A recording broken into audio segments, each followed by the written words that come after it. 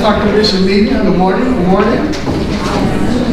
If everyone could get settled in their chairs, we appreciate it. Thank you so much for coming out today.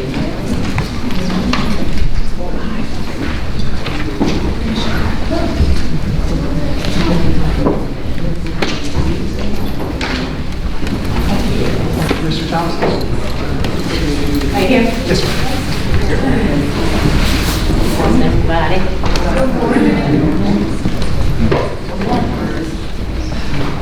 Good morning and welcome to the Maryland Commission on African American History and Culture public meeting scheduled for today, Monday, December the 4th, 2023, here at the Riversdale House Museum off of 4811 Riverdale Road, River Park, Maryland. We're going to begin with our call to order for our commissioners, and it is as follows. Chair, Edwin T. Johnson. Present. Vice Chair, Maya Davis. Commissioner, Khalid Asset Ahmed. Present. Commissioner, Dion Banks. Commissioner, Lori Bradford. Commissioner, H. Russell Frisbee. Present. Commissioner, Walter Gill.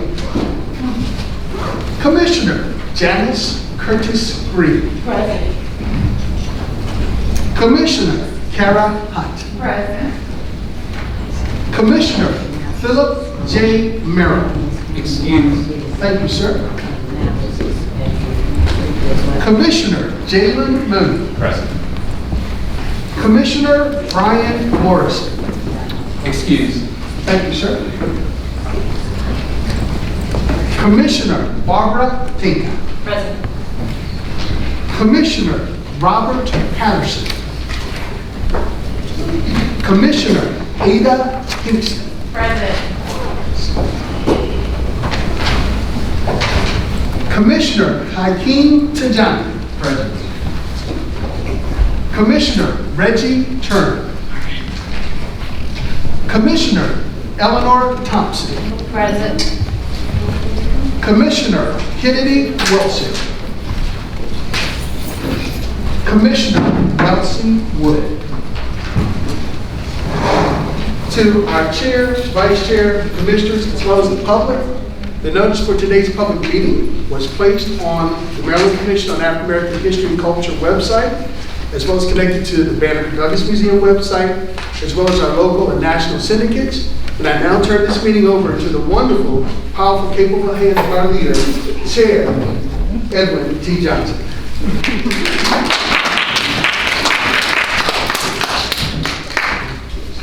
Good morning. Good morning. I believe we are one commissioner short of a quorum, so let us review the minutes from last public meeting, but we will delay the vote until we have enough commissioners here to actually have a vote.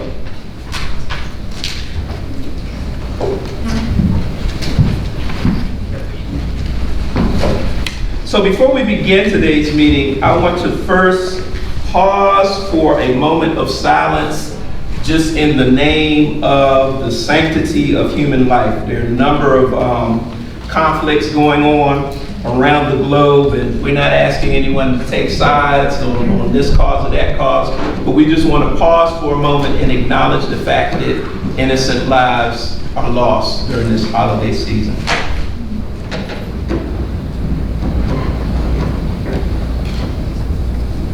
Thank you. So before I begin, I would like to acknowledge in our office, in the audience, our Chair Emeritus, Linda Marshall. If you could stand, and everyone, if you can give her a round of applause. We are continuing the work that predates you, actually, so we certainly want to acknowledge you when you're present, and we appreciate the love and the support of you coming out. So this meeting is being hosted by our Vice Chair Maya Davis. She is, of course, caught in traffic, and anybody that was coming from the north, I know personally it took me almost a half hour to get from 295 to Riverdale Road. So she is presently caught in that. So we'll wait on her welcome. She'll welcome you a little bit later, as well as the approval of the minutes. So in her absence, I bring you greetings on behalf of the Maryland Commission on African American History and Culture. This is our December public meeting. This is the third meeting of this year. We're excited to have you, and whatever you celebrate, we wish you a joyous, abundant, and blessed holiday season, and we thank you for coming. I'm going to start off with the chair's report. Let me know if you can hear me. You all can still hear me? Yes. All right. So, good morning. Good morning. A little bit better than that. Good morning. Good morning. Oh, I can pause. Commissioner Turner, we now have enough commissioners to actually do a vote to approve the minutes. I will entertain a motion. Commissioner Turner. So moved. It's been properly moved to second. All those in favor of approving the minutes from last public meeting? Aye. Thank you. Mr. Herbert? Mr. Herbert in the room? He just walked out. Okay. All right, the minutes from the October public meeting have been properly moved, seconded, and approved. So, on today, I'm sharing my midterm report.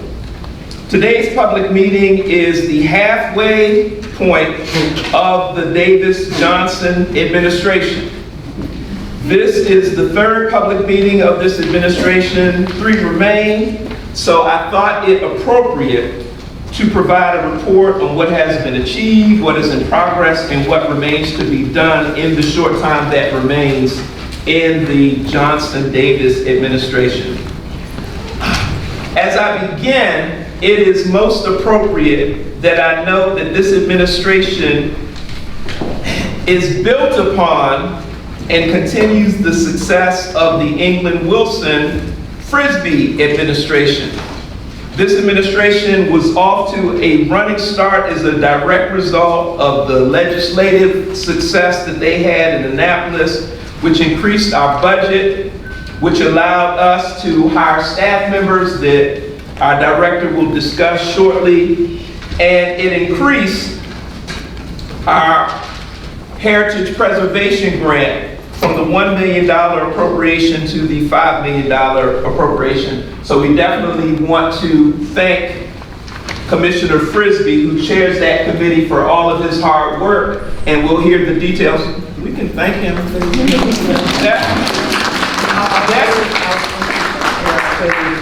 Let him give the report, but also, we had a number of commissioners, and many of whom were sitting around the table, and they deserve as much or more credit than I do. I'm going to get to them. Okay. But I thank you. But we certainly, again, and I started off acknowledging Chair Emeritus Marshall, that we're not starting from scratch, ladies and gentlemen. So there are commissioners that came before us. They kind of beat down the path, paved the way, shook hands, kissed babies, and made some of the things that are coming into fruition today possible. So we would be remiss if we did not acknowledge the groundbreaking and pioneering work that made the successes that I'm able to report today possible. So, I was honored to be elected chair of the commission at the June 5th, 2023 public meeting. However, my celebration was short-lived, for 2 days later, I lost my father, who was easily one of my best teachers of African American history. So I entered this role in a very solemn state. In August, we welcomed 11 new commissioners. At the Commission's annual retreat and orientation, the Commission committee chairs were introduced and commissioners were directed to join at least one committee where they could roll up their sleeves and begin to do the important work that we do. Commissioners were also asked to compile a list of allies to include organizations, associations, and clubs for their counties and territories so that we would be better equipped for outreach and community engagement. In addition, each commissioner was charged with the responsibility of hosting at least one tour group at the museum before the close of 2023. Since that training and orientation, we have achieved the following. We rebranded our look, and many of the commissioners represented us well at the 60th anniversary celebration of the March on Washington in Annapolis. We had new t-shirts that were designed by Miss Lee. I definitely had input when it was Miss Lee. And we had new banners, which I thought was a step up, Commissioner Green, from previous years in terms of our presentation at Juneteenth. I did a promotional video for the Association of African American Museums, which will be here in the summer of 2024. We presided over the governor's proclamation ceremony for the kickoff of International Underground Railroad Month. And of course, at the museum, we hosted the kickoff to the Year of Civil Rights, which you will hear a little bit more about later on today. We participated in the annual symposium, and that was in October. And I want to congratulate Commissioner Tajani for all of your hard work. That was definitely a Herculean effort for you to be a brand new commissioner to take on that signature program. And we're still not where we want to be, Commissioner Green, with our partnership with Morgan, but what do they say, third time's a charm, and we're getting there. So I thank you for your pioneering work, and Commissioner Tajani for all of your work. I represented the commission on a YPR interview in response to the comments regarding slavery providing professional development skills. That was an interesting experience. And then at the start of this month, we encouraged the governor's office to acknowledge Maryland's 159th Emancipation Day. Some of you know that the Emancipation Proclamation meant absolutely nothing in the state of Maryland because Maryland, Kentucky, Delaware, and Missouri did not secede from the Union, so slavery continued. And here in Maryland, it continued to November 1st. So we were able to encourage the Office of the Governor to put out a statement regarding Emancipation Day. And for you commissioners who will be here next year, November 1st of 2024 will be the 160th anniversary. So we want to make sure, I'll be gone, but we want to make sure that we follow through with that. And also, another thing that we want to keep up and running is that we now have a bi-weekly, I'm sorry, I'm not saying that, it's not bi-weekly, every other week. Is that bi-weekly? Yeah. Okay. All right, I smoked in the 60s, y'all, bear with me. So we have a bi-weekly meeting with the governor's office, which is so important for keeping his finger on the pulse of our important work. So works in progress. Thank you again, Chair Frisbee, for your leadership for what will be the largest number of African American heritage projects approved in the history of the commission. This is the largest committee now in existence. I believe there are 9 members to this committee? 10. All right, so we almost have a quorum if this your committee shows up. So you all did some great work, and again, we'll hear about that later, but we want to thank, because most of your committee were new commissioners. Yes.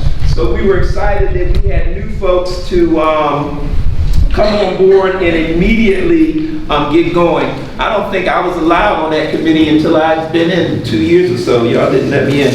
But we're excited about that work. In progress, and hopefully today we'll be able to update the commission bylaws, which are largely outdated and have some language that's kind of antiquated, so we hope to update those today in the closed session immediately following this meeting. Some of you know that one of the goals of my administration is to change the name of the museum to add Harriet Tubman's name, so it will be the Banneker-Douglass-Tubman Museum. And I thank Director Johnson for all of her work. We've been having weekly meetings for the past month, and I think we have a meeting tomorrow with the governor's office, and it looks like this is going to be a fantastic celebration in March when we celebrate Harriet Tubman Day. Yes, round of applause.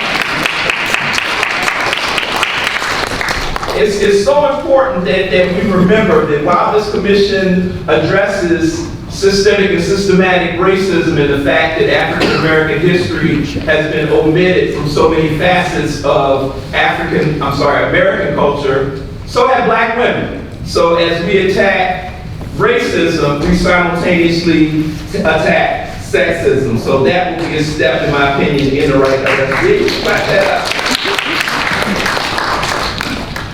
So there was a charge given to the commissioners in addition to the tours. And several commissioners stepped up, and there's now a committee in progress that is working on a system to collect donated books on African American history and culture. And this was decided upon in order to combat the book banning that is now taking place and slowly starting to spread across the country. So we look forward to the progress of that commission, and I think they were all new commissioners on that committee as well. Give them a round of applause. So, things to do. First, there is a long overdue website overhaul, and we are working on that. We are the state's commission on African American history and culture, and I don't think our website captures our history and the important work that we do. I'm looking forward to the day when there'll be a listing of former commission chairs, vice chairs, and all of the commissioners past and present so that we can trace the history of the commission all the way back to 1969.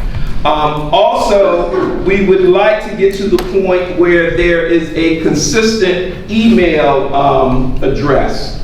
And all of those things are being worked on behind the scenes, as well as Commissioner Frisbee, an update that includes a historic overview of the American Heritage Preservation Grant and Program so that individuals will be able to come to the website, click on a map, and actually be able to click on locations and see where these sites have been awarded and what they're all about. We want to be very clear and transparent about what's happening with this program. We know that the world is watching, and we want them to be able to see how this program is touching every corner of the state of Maryland.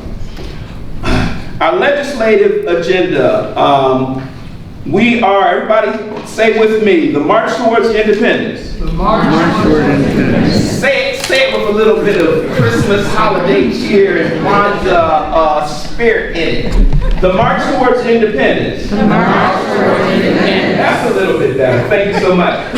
So we are continuing with our March Towards Independence. We have a very aggressive but doable legislative agenda where we are going to be requesting more money from the state for non-capital projects so that we can incorporate programming and expand the number of the programs that are so excellently organized and done by the museum staff. Shout out to Ms. Hassan. And finally, the Black History Month celebration is right around the corner. And commissioners, I encourage you to take that list as you compile early on and tickle it. Reach out to those schools, organizations, community associations, and see who is actually looking for our support, services, speakers for luncheons, Black History Month events, etc. That's what we do. So Black History Month is like our Christmas for Santa Claus. So please make sure that you're rolling up your sleeves and getting busy. And my charge for you, this is an assignment, so those of y'all that aren't have something out to write. Wherever you are, whatever region you represent, I would like for you to begin compiling 28 Black history facts related to your territory, so that everyone's territory, we have history for that territory for every day of Black History Month. So we're continuing to keep our foot on the gas pedal. The thing that I want to leave you all with as I close out my midterm report is what I spoke to earlier, mentioning Chair Emeritus Marshall, Commissioner Frisbee, Commissioner Green, and some of the senior commissioners. We took on 11 new commissioners, and you all are not starting from scratch. And it's so very important that we understand what the agenda is, where we're going, and that there is a successful passing of the torch so that we can keep our foot on the gas and continue our momentum. Thank you. So next, I'm going to call up our Executive Director, Chanel Compton Johnson, no relation, to present the Director's Report.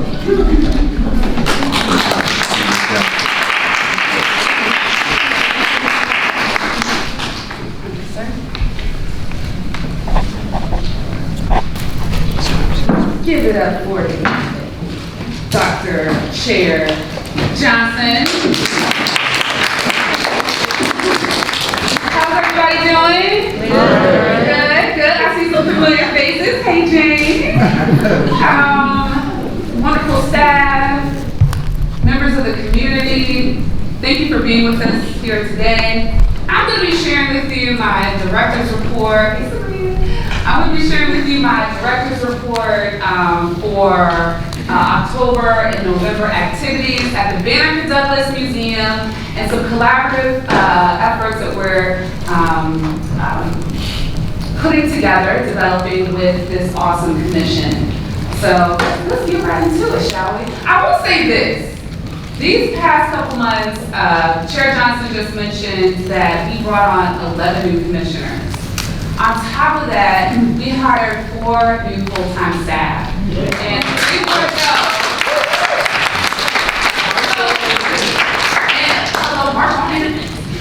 And then, so it really, for many, it's like, oh my gosh, all these new people, all these new people, what are we gonna do, right? But we already had a plan in place. And I would say these couple of months have really amplified that African proverb. If you want to go fast, go alone. If you want to go far, go what? Together. So we've done some really, really, really great work these past couple months, and I'm really excited for the work ahead with this commission and this amazing growing staff. So let's get into it. Can we get a little exercise in this presentation? That's okay? All right, so new hires, right?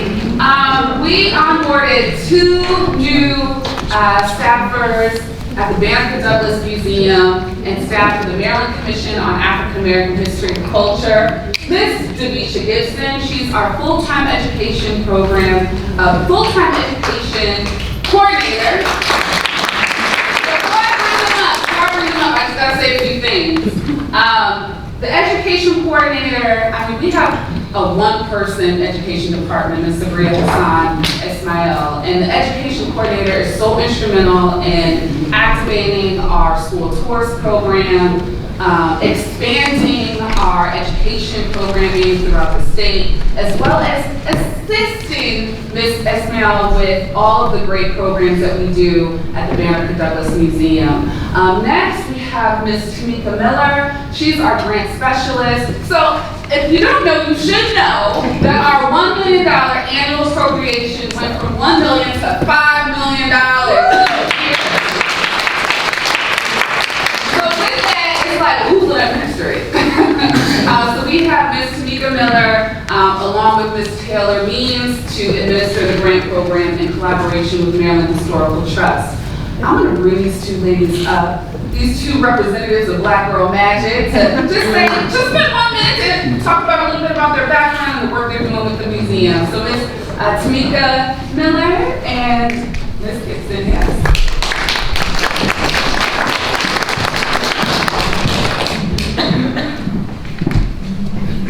I don't know if it's good morning or good afternoon, but hello, my name is Sivisha Gibson, and I'm honored to be here today. I'm a product of Prince George's County Public Schools. I graduated from Towson University, and I went on to get a master's in fine arts and arts leadership from Virginia Tech.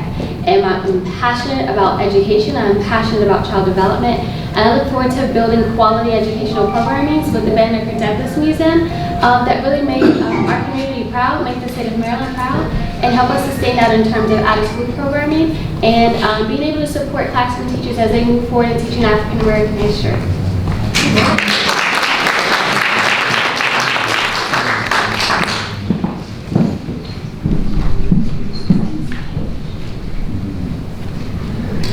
Good morning, my name is Tamika Miller. I'm excited to be here. I'm excited to be under Director Johnson's leadership. Prior to coming to the state of Maryland, I did some work for Maryland Department of Health. I have a behavioral health background. I was a therapist for almost 10 years in the state of Pennsylvania. I oversaw some funds for opera with the Commonwealth of PA as well. And I'm excited to be here, and I'll be administering all of the AAHPP grants that we have. Thank you. So next up, please stay tuned to our e-blast. The Banneker-Douglass Museum is a great place to work. I mean, I have to say that because I'm the executive director, but I really believe it. We have 3 full-time state employee positions that we're trying to fill. Our curator of collections, our exhibits manager position, and our marketing coordinator position. So that will be posted soon. So please, oh wait, the marketing coordinator position closed. Okay, so we'll be posting our curator of collections and our exhibit manager's position quite soon. So please share with your networks, and maybe some folks in the room will want to apply. So stay tuned to that. So 3 more to go, y'all. All right. It works now. It works. Oh, it does? Okay, great. Okay. So FY 2024 priorities. We are in FY 2024. Number 1, we have 8 priorities that we're working on. Improve commissioner engagement. I mean, we have 11 new commissioners. We have 20 commissioners on the commission, and we're really committed to activating the talents of each and every commissioner on our committees in collaboration with our staff, out in the community, speaking at engagements and events and giving citations on behalf of the governor. So if you're on the commission, you should feel at this point engaged with some type of commission-related work.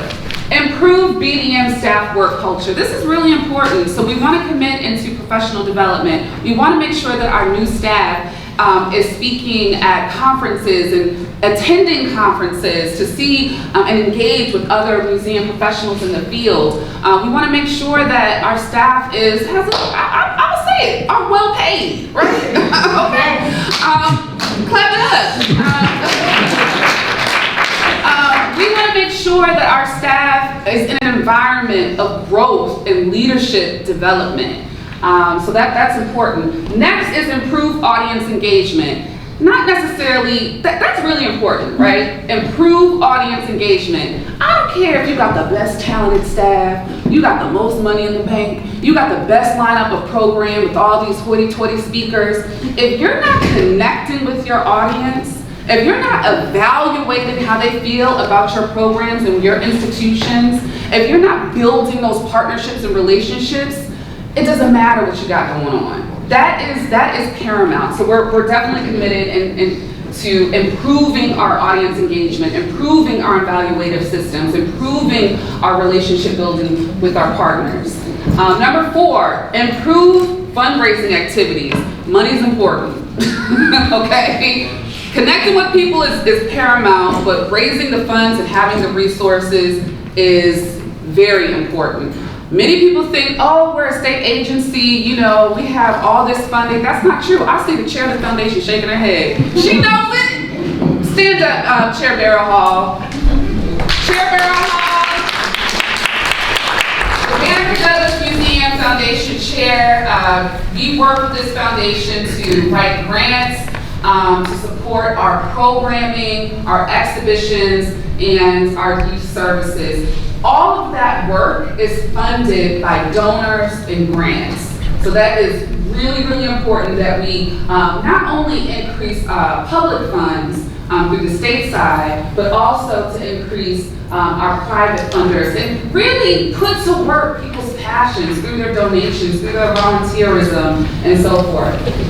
Next is our strategic plan. Shelley, we did put in, correct me if I'm wrong, let me know if I'm lying, we did put in a deficiency request to onboard a consultant, and we'll know this month, if we got the funding for, to onboard a strategic planning consultant so we can start our strategic planning process in January, February, right?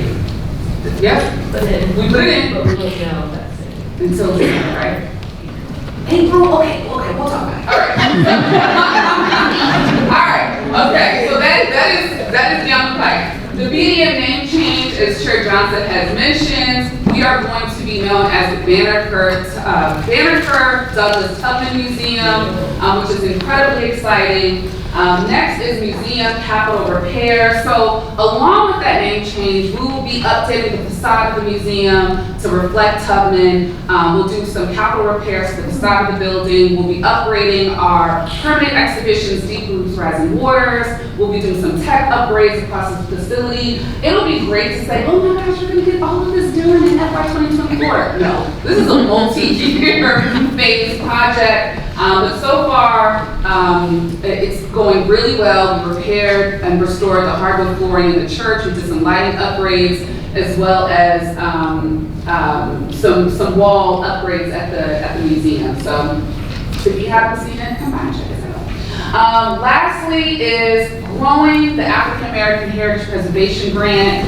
We did that with our 2 new staff hires. We did that with the increase in funding. In addition, this legislative session will be requesting an additional $1 million for non-capital repairs to support African American heritage research in our state, to support exhibitions, to support programs, to support operations and staffing that is so needed within this field. So that's exciting, right? Yeah. Real exciting. Marketing and communication updates. So just FYI, for the next phase of this presentation, I'll be going over marketing, upcoming programs, facilities, and fundraising efforts. So marketing, I want to give a special thank you to our fall interns, April Emerson and Bria Bates, who completed their fall internships. With our marketing and communications director, Ms. Jan Lee, who is fantastic. She will be posting winter internships soon and this month. Media coverage. So we've been covered in October and November in 9 media outlets. A lot of that coverage was from the African Ancestral Remains Project, led by the incomparable Commissioner Janice Curtis Green and Ms. Eleanor Thompson. The governor, along with his staff, the commission and MHT announced that project, and there's been a ton of media coverage around that from the Baltimore Sun and so forth. The Maryland Year of Civil Rights announcement was made in October 25th, yes. I wanted to say 2025. A Story to Tell exhibition, our newest exhibition at the Banneker-Douglass Museum, and the African American Heritage Preservation Grant Program announcement as well. All right, visitation. So along with audience engagement, it's really, really important for nonprofits, for state agencies, any public-facing agency to collect as much visitation and public engagement data as possible. So our on-site visitation for October, November was 1,376. Our outreach numbers with our after-school programs at Robinwood Community Center and Annapolis High School was a little over 100. Website, a little over 3,000. Facebook, we're kicking butt on Facebook. A little over 9,000 engagements. Instagram, doing pretty well. We engaged 1,200 people. YouTube, we did something on YouTube. Maryland's Year of Civil Rights announcement. Over 1,000 views on YouTube. LinkedIn, 272 engaged with our LinkedIn posts. So total, we engaged over 17,000 people. I mean, that's pretty good. All right, youth and public programs. So I made a little mention about this earlier. We began 2 after-school programs. Well, one in-school program, 1 after-school program this year with Robinwood Community Center, which is our after-school program, and our end-time school program at Annapolis High School, teaching young people about African American history, art, and culture through field trips, through workshops and presentations every week from November until the end of the school year. Not to mention, we're taking them on a summer trip, so stay tuned to that. We hired a full-time education coordinator. We announced Maryland's Year of Civil Rights, and we opened our newest exhibition, A Story to Tell. Maryland's Year of Civil Rights. Who was here at that event? A few people. Excuse me. Allergies. Governor Moore was there. First Lady Moore was there. Baltimore Slam Team was there. Vidette Coleman, the CEO of the Association for African American Museums, was a speaker. And so Maryland's Year of Civil Rights is amplifying the 60th anniversary of the passing of the Civil Rights Act in 2024, as well as acknowledging the 160th anniversary of Maryland emancipation. So from 1864 to 1964, we will be doing incredible dynamic public programming throughout the state of Maryland, not only at the Banneker-Douglass Museum. Well, without further ado, speaking of public programs, I'll bring up our programs director, Ms. Sabria Hassan Ismail. Give it up. And she will be sharing some upcoming programs for the year. Thank you. Good morning, everyone. How's everyone doing? I was so worried that this wasn't going to work and we weren't going to see these beautiful 2 slides. So again, I am Sabria Hassan Ismail. I am the Director of Programs here at the Banneker-Douglass Museum. And just really wanted to briefly talk about our Year of Civil Rights. So as it's been mentioned multiple times, on October 25th, we kicked off what is going to be an amazing year, celebrating the 60th anniversary. Coming up, however, on December 9th, which is this Saturday, we will have our annual Kwanzaa celebration to take place at the museum. If you've never been to a Kwanzaa event at the museum, it is our maybe most anticipated program of the year. Family, celebration, food, we'll have a marketplace, and we are actually still looking for volunteers for that program. So if anyone is interested in knowing how they can contribute on that day, you can actually see Ms. Devisha Gibson, our educational coordinator. But also on that day, we will be celebrating the opening of our new exhibit, which was actually guest curated by our amazing executive director, Ms. Chanel Compton Johnson. If you have not seen this exhibit, done by Ernest Shaw, a Baltimore-based artist, it is one of the most fascinating things I've seen at the museum today. So I encourage you all to join us on this December 9th for that. And then moving forward in January, we will be kicking off our Year of Civil Rights with our MLK Day celebration. So for this one, it'll be a little different. We're going to just look at, not just, but we'll be looking at art as activism. So one of our actual prior exhibitors, Ms. Oliver James, will bring some of her pieces to the museum and share them with us, talk about her work with art and activism. So that should be a really great event. And we'll also have some on-site family art activities taking place on that day as well.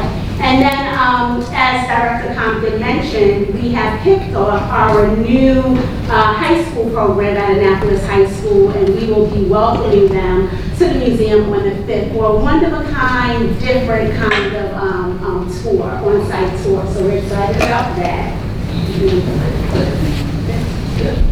Okay, look at that. Isn't that a beautiful slide?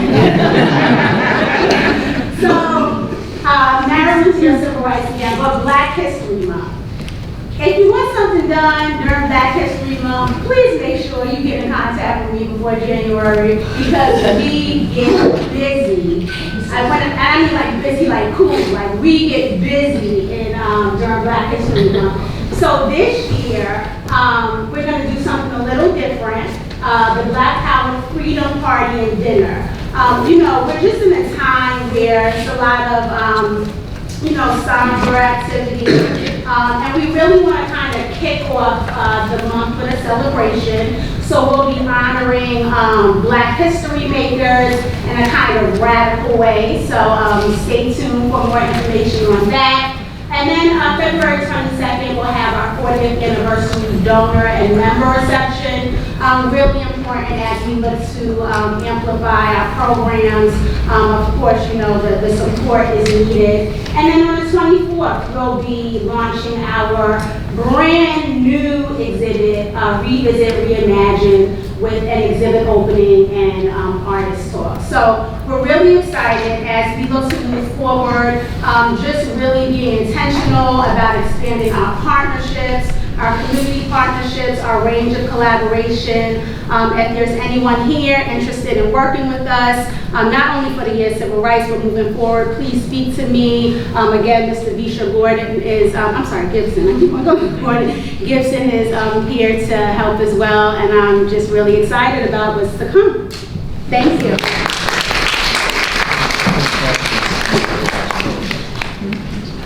Thank you, Ms.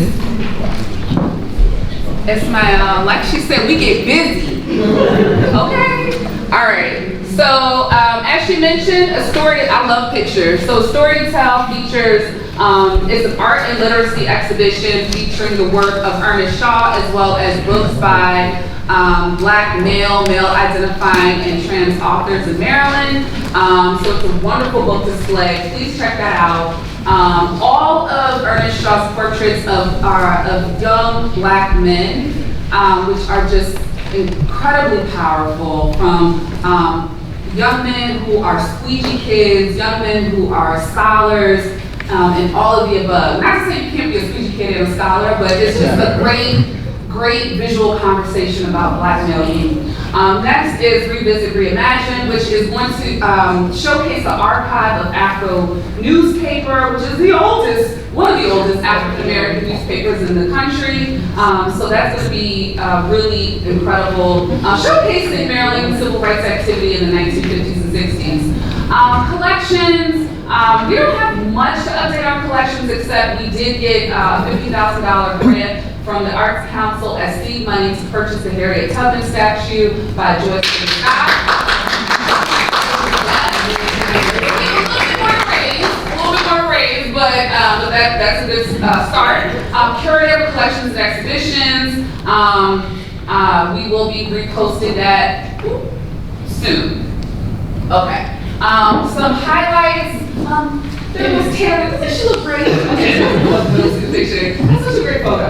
She already did 10 site visits for the FY 2023 applicants throughout the state of Maryland. She helped develop marketing strategies for the grant program. She also coordinated the grants committee ranking meetings, which is a 2-day session. And she's also planning to attend and present at the MHT Incentive Roadshow on December 6th to share our grant program with the country. All right, fundraising, don't forget, BDM's 40th anniversary donor member reception is February 22nd. So if you are a donor or a member, you will get an invitation. It is a party not to be missed. Facilities, we've got a lot of maintenance work going on for our capital repair project. We have security cameras that are being installed, upgraded. We have a wireless access Wi-Fi system that's being installed, a new alarm system that will be upgraded. We have some great volunteer work that's being done at the museum, and new lights are being installed as well, LED lighting throughout the facility. So that'll be done by February. I want to say thank you to all of the supporters like you. I see a lot of new faces in the room, but I see some really great friends here today. Thank you to the commission. Thank you to our Chair Johnson. If you'd like to make a contribution, go to bdmuseum.maryland.gov/donate. Thank you.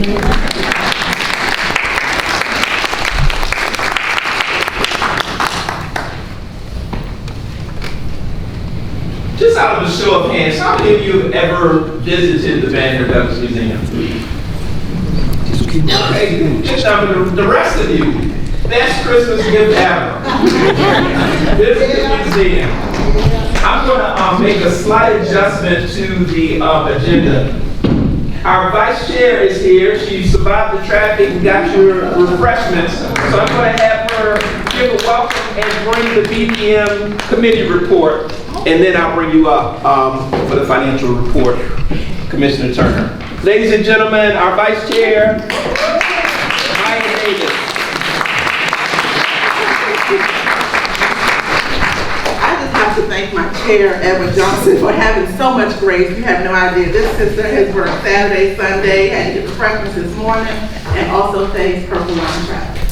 Nonetheless, I am here, and I'm so happy. Let me just first acknowledge what I don't think could ever be acknowledged before, is that I've been excited to see a diversity of faces in this space that challenge the men that are on these walls. Because I would never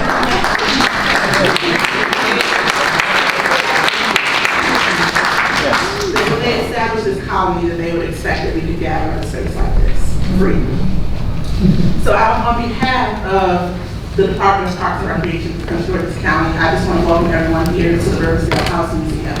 You are looking at a house that was started in construction in 1801 and lasted until 1807. And you know that took just tons of manpower to do, and we know we did it, enslaved laborers. And so we are taking a lead here in diversifying and changing the narrative that we tell here at the Riversdale House Museum. We will not erase or ignore the legacy of the Steer and Calvert family who are actually here, but we are now bringing to the table and telling a much richer and fuller story about the enslaved individuals who lived and worked here, and actually placing priority on those individuals who were the overwhelming majority.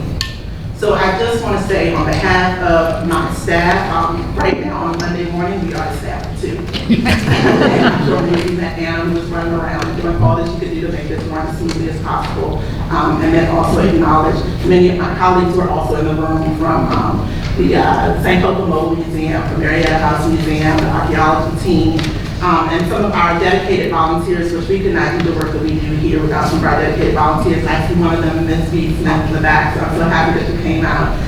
But just really excited and overjoyed that everyone can come here and feed and see what we are. And I would be remiss to say that we also have some programs. So after you go to that Kwanzaa program at the Banneker-Douglass Museum, that evening we are having Riversdale by Candlelight. We have invited the Parkdale High School to perform a choir concert here. They'll be back to Black History Month as well. So we're really excited about that. So now I will give my BDM committee report. We were proud to actually pull off the 5th annual Maryland Commission on African American History and Culture Symposium again in partnership with the Morgan State University. We actually had our commissioners, Dr. Tajani, and Dr. Brian Morrison, who took the lead on planning that program, and it was an awesome program. I was able to attend for a little while. It's an opportunity for students to actually come out, hear from different professionals, and I was actually able to present on behalf of the Maryland Lynching Truth and Reconciliation Commission. As you all know, we hold a seat. This commission holds a seat on the Lynching Commission, and I fill that seat as our past chair, Tamara Wilson. So we were actually able to educate people. A lot of times Maryland is considered, that we don't want to acknowledge that we are a southern state, and we are, and we have 7 million tendencies to this day. And so, in an effort to educate the public about the commission and the commission's work and its public hearings, we actually were able to do that myself and Chair David Parkman, Dr. David Parkman. One of the things that we did notice though is that based on different sessions, like some sessions were very well attended, others people started to wane off, and so we're looking at rotating the conference and seeing whether we can kind of continue to partner with Oregon and create different satellite places that we can actually do the symposium or move it around on an annual basis so that it reaches more people and has more reach. So that if you live in St. Mary's County or you live in Salisbury, Maryland, you know, you don't feel like it's so far away to get up to Morgan State University. So that's one of the things that we're actually going to be proposing. And I thank my co-chair, Ada Kingston, who worked so diligently on helping me to prepare this report. For the committee meeting, we have this established that our regular meeting will be on Tuesday evenings at 6 p.m., the first Tuesday of the month. And so one thing I think that is important to share is that even though the committees are filled with members of the commission, the public is allowed to participate in all of our committee meetings and actually weigh in and share your opinion on the things that you think that we should be doing as a commission. So if you're interested in participating in the committee, please, I'll make sure I reach out to Laurent Herbert who actually distribute our meeting dates to everyone who's here and on e-class. The action items that we completed, we developed a short list of 2024 symposium participants and speakers.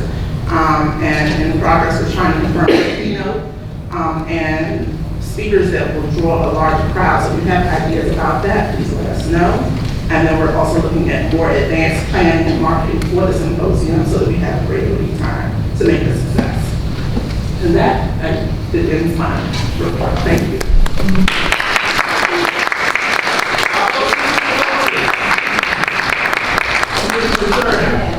The finance report. Good morning, everyone. Good morning.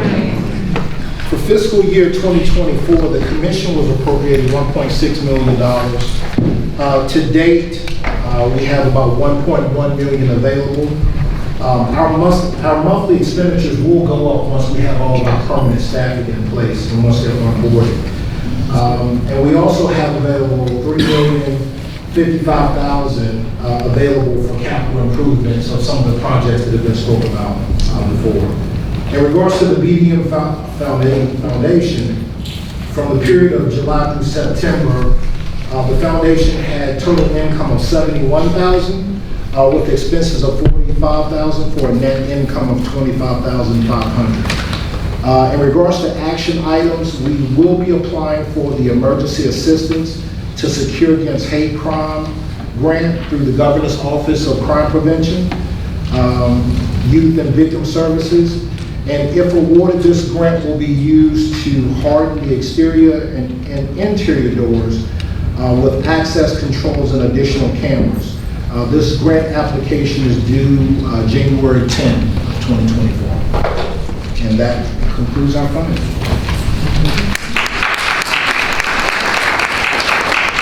Commissioner Frisbee, the African American Heritage Preservation Grant Program. Okay, let me try to work my way there. Why don't you just bring the microphone to water? Well, That water. I'm up now. We like want to get him on camera. That water. The water. George, you were about the water. Thank you very much. I'm Russell Frisbee, Chair of the African American Heritage Preservation Program Grant Committee. As the chair mentioned, this year our grants increased from $1 million to $5 million. And before I go through the details, I really need to take my hat off and thank all the commissioners for their very hard work. Also the staff, like Yellow Reeves. I mean, what the chair talked about in terms of black females and sexism really strong home because we would not be here without the hard work of black females, and I just want to acknowledge that. We had 108 applications with requests totaling $20 million, and this was a tremendous increase over past years where I think we had a total of perhaps requests in the nature of $40 million. However, the commissioners and the staff did step up. We have a 10-person commission, and that was coordinated by our staff as well as working with MHC. Given the number of applications, we divided the applications among the commissioners. Each commissioner was given a number of applications to specifically review and make recommendations on. We had a very intense 2-day session where we went through every application. And let me say that for the first time, I've been on this committee for a few years, for the first time, we have applications from probably every county in the state, and that's important. In the past, there's been certain counties in central Maryland and in western Maryland which have been left out, but I think if you look over a 5-year period, we have been involved with every county in the state, and that's important because, in fact, we are a state commission, and this is a state museum, and we are not simply a creature of Annapolis or Baltimore, and that is very important. So anyway, we had our 2-day review of applications. It was a little bit intense. I got to thank my commissioners because I was down on bronchitis, so I participated virtually. But we had very good discussions. I think we came up with some good recommendations which will be decided, and we expect to announce the final awards by the end of the year. Mr. Chairman, that concludes my report. Well, while you're up, yes. just for the sake of time, would you like to go on and do your Reginald F. Lewis? Sure. Yes. Report? As the chairman mentioned, I am going into my 3rd and final year as the commission, one of the commission's delegated members of the Reginald F. Lewis Museum of African American History and Culture. The museum is doing well, expanding programmatically. I have the report here, so I won't go into detail, but it currently has 2 exhibits going on. Also, it has been doing Friday night events for young professionals. The museum is continuing its outreach through the state of Maryland. Several years ago, it received approximately $6 million from the state and the federal government for capital improvement. That is moving forward, and it recently had a gala at M&T Stadium, which was successful, and another gala scheduled for May 9th. I would like to note that at the request of the museum, the Lewis Museum, the museum statute was amended such that organizations such as the Commission and others which have designated seats no longer have designated seats. But the tradition continues, and Commissioner Morrison will be taking over my position when my term ends in June. Mr. Chair, that concludes my... Thank you so much. Commissioners Green and Thompson with the Ancestral Remains Research and Preservation Committee. I'm going to take a little license here. Before we start this report, I have a challenge for the commissioners. As Commissioner Frisbee said, we've had applications from all over the state. Now, some people will get their awards and some people won't. And some people will get partial, what they need. And some people just need some help. We are commissioners for the Maryland Commission of African American History and Culture. We need to get the list of all of the applicants and from what counties to the various commissioners. Make contact with those cemeteries, churches, schools, so that you can advocate for them, find them places, alternate funding for their projects, and just hold their hands, serve on their boards. Commissioner Turner is very active. Commissioner Thompson and I are very active in the cemeteries and in the churches in our areas. But it is upon you to contact them, even if you're not on this particular committee. Be there, be present, go to their board meetings all over the state. Now, I can know things when I get a microphone. The Ancestral Remains and Cemetery Preservation Committee report. The members on the commission on this particular committee are Eleanor Thompson, Janice Curtis Green, we serve as co-chairs, Ada Pinkston, and Commissioner Philip Merrill. Also, we have members from the Maryland Historical Trust, Elizabeth Hughes, Dr. Patricia Sanford, Zachary Singer, and Matthew McKnight. This committee has been very busy, very active since our last report. The committee would like to thank, in particular, Commissioner Eleanor Thompson for all the time and work she has given to the Ancestral Remains Committee, including gathering budget estimates and contacting the extended communities. We would like to thank Director Chanel Compton-Johnson for submitting the IMLS grant for additional funding, $100,000, to support the important work of this committee.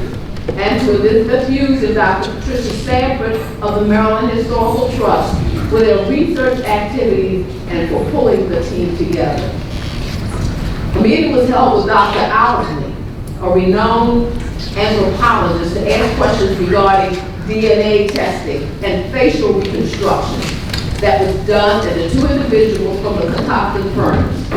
Dr. Sanford followed up with additional information and a link to the facial reconstruction work done by the studio EIS with an estimate of a cost for our group to take on such an endeavor. A budget for the identification project was submitted by Director Compton-Johnson in the amount of $100,000. With caution fingers and toes and prayers. Governor Wes Moore sent out a press release hailing the work of the commission and the partnership between the Maryland Commission on African American History and Culture and the Maryland Historical Trust. In that press release, he cited the identification of the remains currently housed at the Maryland Archaeological Conservation Lab, the MAC Lab, is an important step in preserving and interpreting the legacy of Maryland's past. An approach of engaging descendant communities was discussed. It was decided that an announcement will be placed on both Maryland Commission on African American History and Culture and Maryland Historical Trust websites with updates on the activities of the committees, encouraging the descendant communities' participation in identifying and distributing information regarding their ancestral remains. The next phase for this committee was discussed with very specific ideas submitted from myself. The date of the last meeting next meeting is going to be December 8th. Also, we have a budget for the identification project, and it was submitted again. The IMLS grant, $100,000. I'm already going to claim it, okay?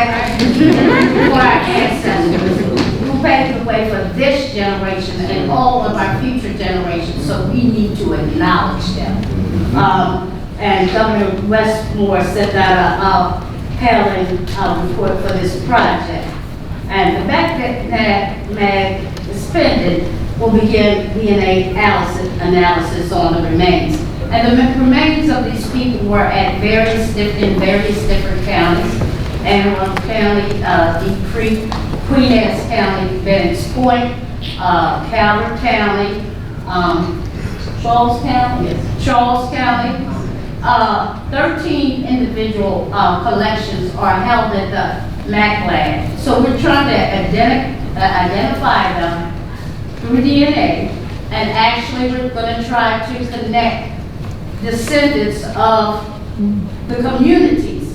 We're looking for researchers, from the descendant community so we can make a connection. And hopefully what we'll do once we get this grant, we'll be able to put these people to rest. And instead of them having a number, we'll be able to identify our ancestors, again, who paved the way for this generation. So please go on our website, Maryland Historical Trust website. It's on the Commission's website. If you think you are a descendant of one of these collections in the various different counties, please sign that survey form. It's really important. And I'm going to claim all the money we talked about today in all projects.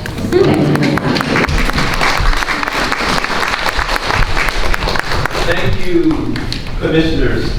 So, we are on schedule. I'm excited about that because once the public meeting closes, commissioners don't run anywhere because we need to go into a closed session. But with the remaining time, we'd like to know who's here. So we're going to start in the back and we're just going to stay through the room, take 30 seconds tops, and tell us who you are. You start off here because you knew who I was. I am Earl Hall. Calvin County is my home county. Chair of the Banneker-Douglass Museum Foundation Incorporated. I'm Dee Smith. I'm a volunteer here at Riversdale, and we're on the committee to reframe how the house is being interpreted. And I'm also a docent at Hillwood Museum in Washington and the Hollywood Heritage Museum in Los Angeles. Thank you. Hello, Abiola Akintona. I volunteer with the Kunta Kinte Heritage Festival and just completed my master's in international education from GW. I was just curious about the work of the commission, so. Congratulations to you. Thank you. Gallardo, with Parks and Rec, part of my colleague Maya and others here. I'm the museum director at the Surratt House. I also serve on the Maryland Humanities Board. I'm new to Maryland, so it's just nice kind of, thank you. I also serve on the Association of State and Local History as a council member. So I've been deep into public history and making sure at our site at the Surratt House is to tell a truthful history of everyone that was there and beyond relevancy of today too. I'm Dennis Doster, and I thank Maya Davis as well for inviting me, another colleague. So I'm the director of the MNC-PPC Black History Program, which is a network of historic sites, museums, programs, and other interpretive efforts that focus on African American history here in Prince George's County. And I also serve on the board of the Maryland Heritage Areas Authority. Hi, I'm Barbara Solly. I'm the creative director of Chroma Design and Communications, and we help folks with their messaging and their public presentations. I'm delighted to be here. Thank you. I'm Tamika. You guys all right? Hi, my name is Anthony Sharma, and I've recently started working with the Senko Mobley Museum. My name is Kevin Cabrera. I'm the Assistant Division Chief here at Parks and Rec for our Natural and Historic Resources Division. So I support Maya, Veronica, Dennis, and a few other colleagues here. I'm fairly new to Maryland as well, but I serve on the Maryland Museum Association Board, and I'm also part of ASLH. And I'm also on the Planning Committee for AAM's annual session, which is next year in Baltimore. So hopefully we can engage the commission to be part of that as well. Welcome to Maryland. So this is the newbie corner. I'm also new to Maryland, but thank you so much, Maya, for inviting me and the commissioners for allowing me to be part of today's meeting. I've learned so much being here. My name is Julie Rose. I'm the director of Marietta House Museum, where we are following the initiative given to us by Parks and Rec, which is called the Giving Voice Initiative, which is to elevate and expand the historical voices of the enslaved community that was at Marietta. And I really appreciate the opportunity to be here. Thank you. Good afternoon, everyone. I'm Maya's colleague as well, Parks and Recreation. First time here. I'm Nadim Baksmati. I'm Director of College Park Aviation Museum. Good afternoon. My name is Jennifer Johnson, and I have with me my mother, Sandra Johnson, and I sit on the board for St. Peter's Cemetery Restoration Fund. It is a cemetery in Baltimore City, and while it's a predominantly Irish cemetery, there's an entire African American section. As history would have it, we were buried there, but we were segregated in our burying, and it's probably about 1,500 to 3,000 people in that space, 9 of which are my ancestors, so it's very important to me, and I did apply for the 2023 grant. Hello, I'm Sandy Johnson, as she introduced me, and I'm a volunteer for the project. I was very happy to find out just from the research we were doing that I have 9 relatives who are out there, including my great-grandmother and my grandmother, and so we are doing everything we can to restore that cemetery. Good afternoon, I'm Pam Spearman. I was invited by Commissioner Eleanor Thompson. I have written a grant for restoration of the hall, which is a historic building in the Jones community of Severna Park, and also working on a documentary to tell the story, the history of the Jones community in Severna Park. And we expect that documentary to premiere in February of 2024. Sabria Hassan, Director of Programs. Our Oldaway, another one of the Sankofa newbies, also relatively new to the DMV area, to the Maryland and DC area. I was in Virginia for about 4 years. Welcome. I'm Marvin Alonzo Greer. I'm the manager of the Sankofa Mobile Museum, which is part of the Maryland National Capital Parks and Planning Commission here in Prince George's County. I'm a colleague with Maya. We kind of share an office here. And my teammates and I. The Sankofa Mobile Museum is going to travel around Prince George's County and broader DMV to use history to social justice and activism. And then, like Dennis, I also have a countywide prayer view to help our historic sites in Prince George's County parks look at their interpretation, think about whose voices are not mentioned, whether the obvious voices of our ancestors who clearly built these buildings and labored here, and then the unseen voices of Native people, of newer immigrants to the area, and so how can we connect the past to the present? Hello everybody, my name is Epic Manuel Flores. I'm with the Sankofa Mobile Museum with my colleagues Nara Holloway and Ame Sharma, and of course my mentors Marvin Alonzo Greer and Maya Davis. Thank you so much for having us here, Maya. And of course I just want to say that it's been a pleasure to be here in the DMV area for almost a year now. I think it's been a little bit earlier. I've gotten nothing but the warmest welcomes from everybody here, from Maryland, from the surrounding area, so I just want to thank everybody so far.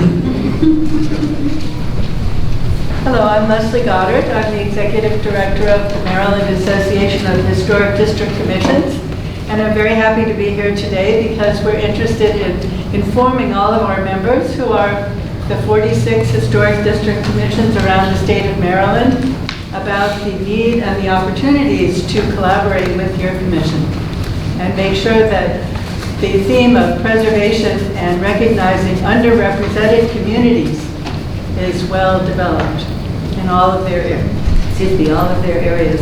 We also had our annual meeting here last January, and again I thank Maya Davis for making that possible and for the welcome.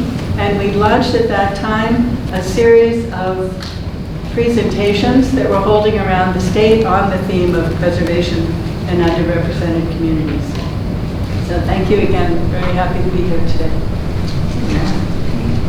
My name is Malik Wilson. I'm on the faculty at University of Maryland, and Leslie Goddard invited me. I'm interested in African American oral histories and working on a number of different projects related to that, including here in Maryland. And my name is Charlotte Green, and we're invited by Ms. Eleanor, and from Choose Memorial United Methodist Church, and I'm also a member of the Galesville, Historical Galesville Rosenwald School. But I have to tell you all, this is my second meeting of coming to hear everything, and I am enjoying everything. I'm really just sitting here hoping that I can get more involved, and that is my hope. But thank you all for inviting me today. My name is Gail Greenleaf, and I am also from Choose Memorial United Methodist Church. Was invited by Commissioner Eleanor, and it has been, again, this is my second meeting, and it has been so informative and so enlightening. And we, as a church, have put in the application for the 2024 AAHPP grant program in order to, again, improve the structure of our church that is very much needing assistance in the building. So thank you all for the invitation from the commissioner and for the informative information. Taylor Means. I am the Research and Preservation Specialist for the AAHPP. I work closely with the Commission and Maryland Historical Trust to help administer the grant. Hello, I am Kristen Monteperto. I am the Chief Archaeologist for the MNCPPC Archaeology Office. And I was so pleased when I saw everything related to the Ancestral Committee. We've been in the loop with that. You guys are working with a number of my colleagues. We also have worked with the Maryland Commission on Indian Affairs. And basically our office's responsibility is to protect the cultural resources that the commission owns in Prince George's County. So, and we also help with Sacred Heart too. So we help Laura because she needs some assistance with that enormous project. So yes, it's definitely a research interest of mine. Hello everyone, my name is Macy Clerkley. I'm also an archaeologist with the MNCPPC Archaeology Office, and thank you, Maya, for extending the invitation to come here. My family's lived in Maryland for about a century now. They moved to Baltimore as part of the Great Migration, and we currently live we live in Prince George's County, so it's been a great, amazing experience to practice archaeology in where my ancestors have lived for a couple of generations now. So thank you again for this lovely meeting. Good afternoon, I'm Linda Paez. I'm a volunteer with the Banneker-Douglass Museum, a former professor who's doing research on the African American community on the Broadneck Peninsula here in Anne Arundel County, particularly interested in oral history. We have to meet. I'm always delighted to be here on a monthly basis. Love you, Lynn. Again, I am Chairlady Emeritus, Lyndra Marshall, and I'm still working in the vineyard. So I am chairing two projects. One is the Rosenwald School project for Anne Arundel County, and the second I am chairing the book signing project for Crownsville. And Chanel is holding up. More information will be coming to the commission and to BDM, but the book signing will take place on January the 26th at Indian Creek School in Crownsville, Maryland. I'm Roger Marshall, and this is my better half.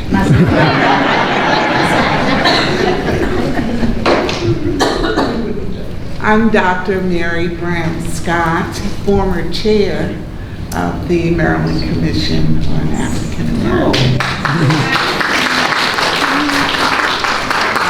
I am Professor Emeriti of Prince George's Community College.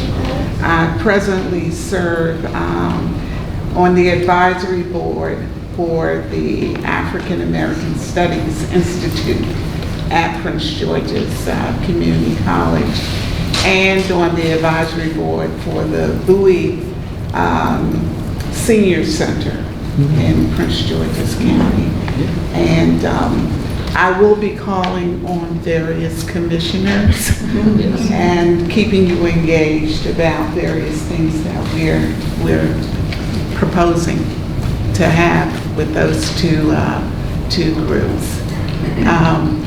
I just want to say, I know we are so youth-oriented, and I thank LaRon Herbert for inviting me to the meeting today. I was there looking at the story to tell at the Banneker-Douglass Museum with my 8-year-old nephew. And so I understand the role that youth play in our community, but we also need to not forget the seniors at the other end of the spectrum. So I will be, as I said, calling on various people to help me with the programming. Thank you. Thank you so much. We look forward to it. Good morning, I'm Cynthia Pugh Gibbons, and I'm here with my cousin, who was just voted Man of the Year at Mount Calvary United Methodist Church.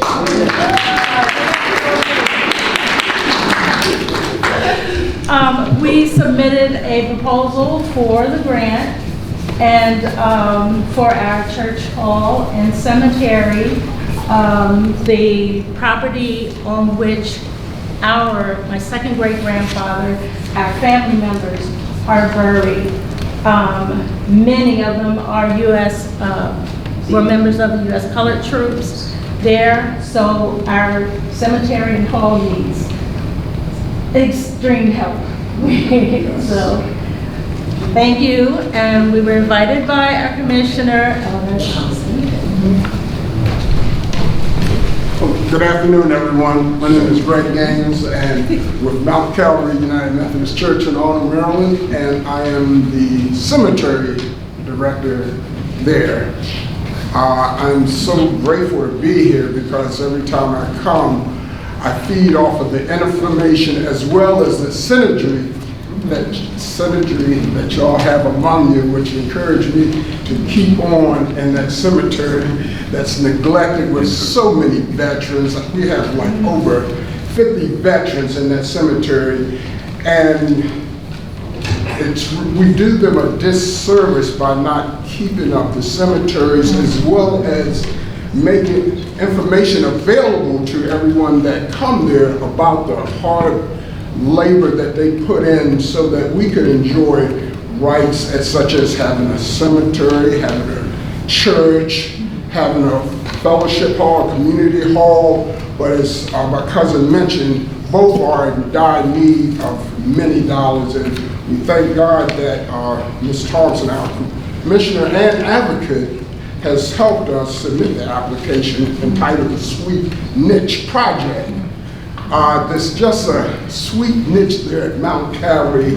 It's intangible. I can't find all the words to describe it, but we're trying to preserve that because everyone that has come to Mount Calvary, and if you haven't, I invite you now to come there so you can feel that sweet niche that exists there at Mount Calvary. And we're just trying to preserve that legacy there. And one thing that I do want to share with you all that does my heart so much good, we just, when I say we, being the descendants of Benjamin Griffin, who was a member of the colored troops back in Civil War time, we submitted the paperwork to the VA to get his headstone sent to Mount Calvary so we can install it so everyone that comes there will know Benjamin Griffin rests here at this spot, which is only about 5 feet from the entrance to Mount Calvary, and he is the one, along with several others, that started that legacy of the sweet niche at Mount Calvary. And we thank you once again for all that you do, not only on behalf of Mount Calvary, but for the whole state of Maryland. Thank you. I'll reintroduce myself. Tavisha Gibson, Banneker-Douglass Museum's Education Coordinator. Good afternoon. My name is Ruthie Carroll. I'm a multidisciplined artist. Some of my work you know from the Blacks in Wax Museum in Baltimore that's been on display in their Middle Passage exhibit for 30 years now. I'm inspired to render our ancestors. I'm a 5th-generation descendant from Georgetown in Montgomery County, and I have a passion right now to create a monument toward the 39th regiment of colored troops that mustered in Baltimore in 1864, I believe. So I'm inspired by everyone here. Thank you. Are you related, Janice? Is there a Carol there? Oh, my grandfather is Stephen Aloysius Carroll, Sr. from Georgetown. My great-grandfather. The monument, yes, because the monument has around 13 Carrolls.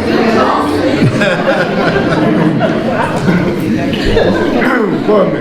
My name is Reginald Harris. I'm from Annapolis, Maryland, president of the Brewer Hill Cemetery Association. My advocate is Eleanor. We are in the process of trying to identify all the veterans that are buried in this cemetery. The cemetery is right adjacent to a veteran cemetery, but the veterans in our cemetery couldn't be buried next door because of race. So we're trying to identify everybody and get some compensation for them and have a monument name in the name of all those people. Good afternoon, everybody. My name is Asia Carey. I'm the president and CEO of the Culture Connect Group, and I'm also the founder of our nonprofit arm, Crowns and Culture. I am super excited about this space.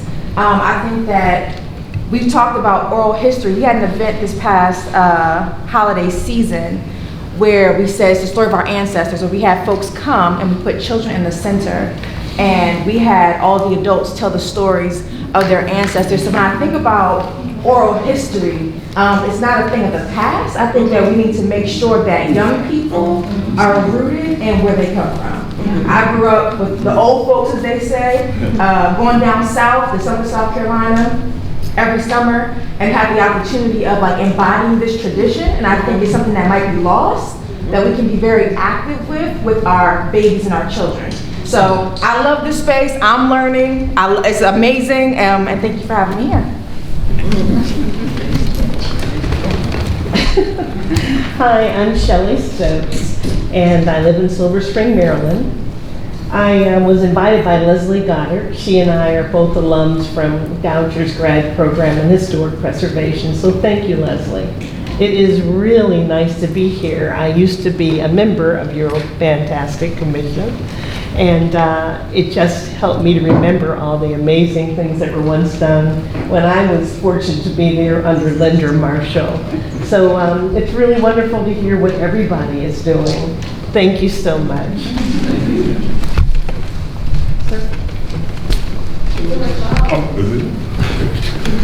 My name is George Collins. I'm president and founder of the African American Firefighters Historical Society.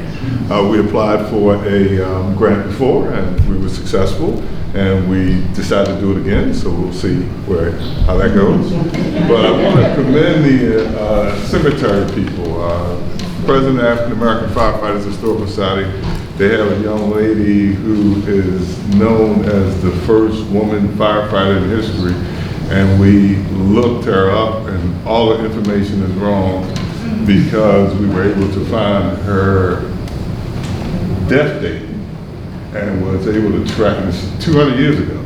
So on the 200th anniversary, during the middle of COVID, I felt compelled to go to New York and go to the cemetery. Now, we weren't able to find the spot, but we know the area in the cemetery. So I want to commend you all and keep that going, because that legacy is very important. Good afternoon, everyone. My name is Artura Jackson, and I am the manager of the historic Riversdale Rosenwald School. I work for the Department of Parks and Recreation, the Maryland National Capital Park and Planning Commission. I'm winding down my time as a historian of the Black History Program and transitioning fully to be the site manager of the Rosenwald School in Capitol Heights. I am a 6th-generation Marylander. I have cousins in the room, and I'm glad to be here. I'm also a proud alumni of Prince George's Community College and Salisbury University.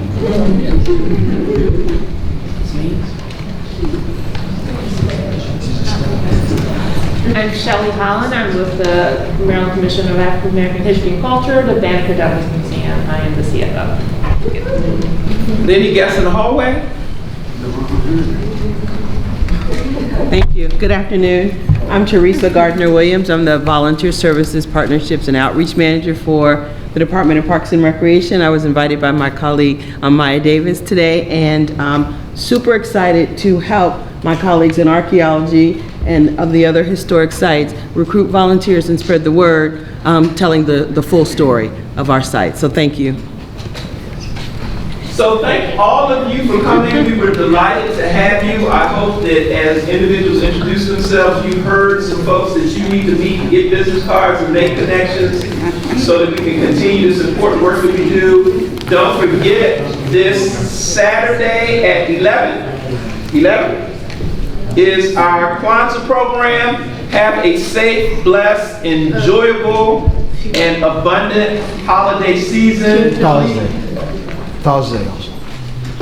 We have a new mother and new wife. We have two commissioners, one recently got married. You acknowledged them at the last meeting. Look at it, Carol wasn't there. She had just had the baby.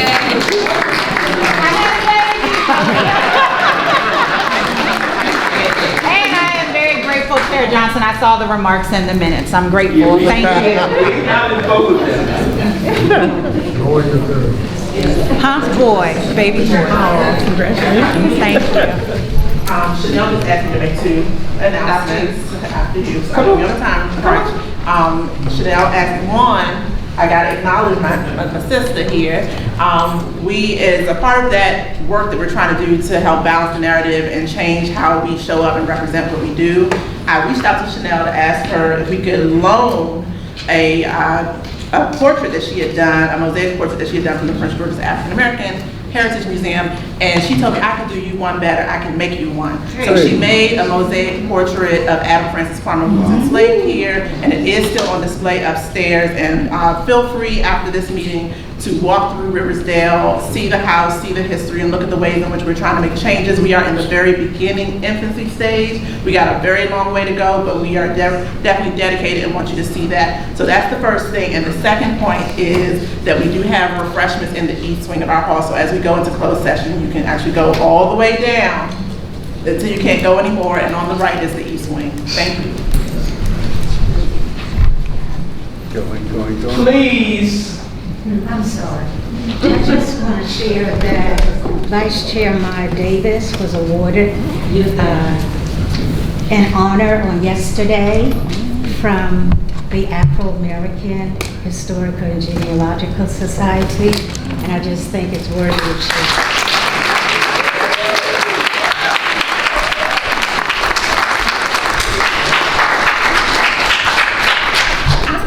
Because I really just take that first. One thing I just want to share briefly in my moment. Thank you so much, Chair Lady Emeritus Linda Marshall, who also was awarded yesterday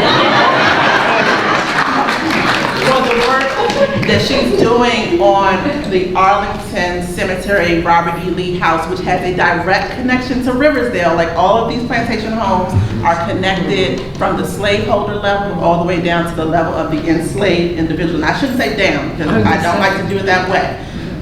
But we are just trying to do work, everyone in this room, to make sure that our people are able to know our history, that the world knows our history, and that we are doing our due diligence. So thank you so much, Shirley.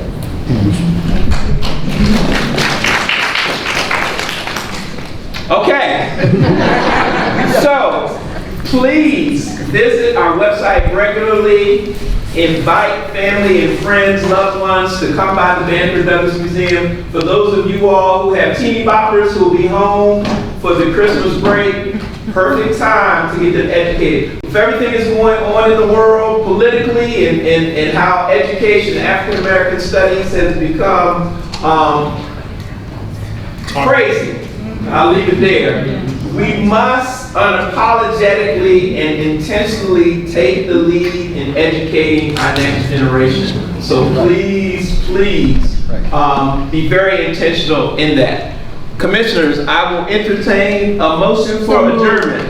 So moved. Second. It has been properly moved in second. The December public meeting of the Maryland Commission on African American History and Culture is now adjourned, and we will shortly enter closed session. Thank you again, and happy holidays.